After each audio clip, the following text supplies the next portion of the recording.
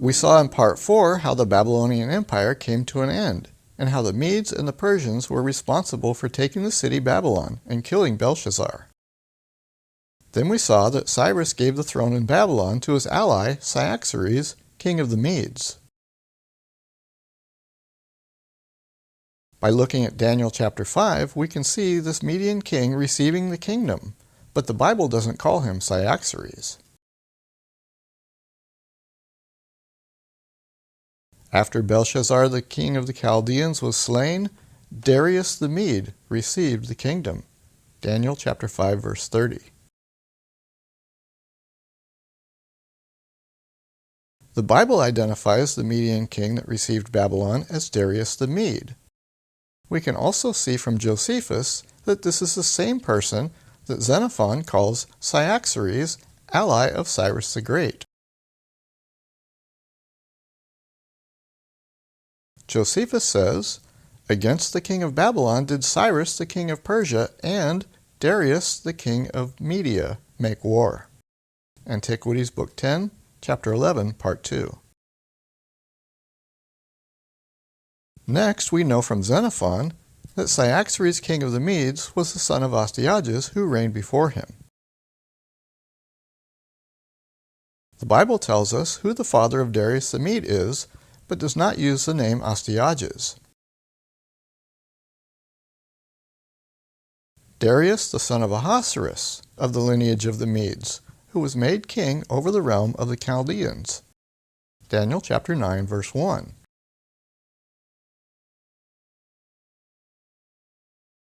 So if Darius the Mede is the same person as Cyaxares, son of Astyages, then Ahasuerus and Astyages must be the same person as well.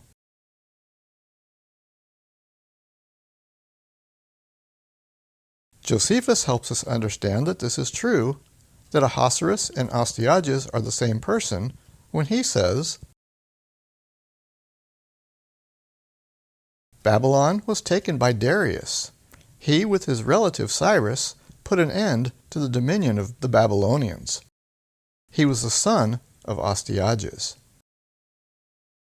Antiquities, Book 10, Chapter 11, Part 4. The 3rd and 4th century BC Babylonian historian Berossus also speaks of a King Darius who was on the throne in the Medo-Persian Empire at the time of Babylon's fall.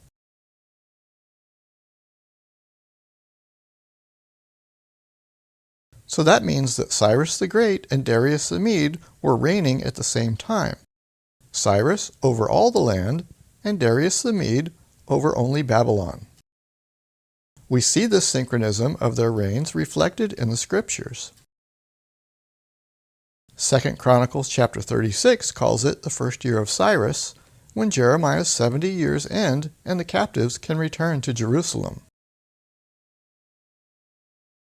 Daniel calls this same year the first year of Darius, the son of Ahasuerus, of the lineage of the Medes, who was made king over the realm of the Chaldeans, when Jeremiah's 70 years would be fulfilled and the captives could return home.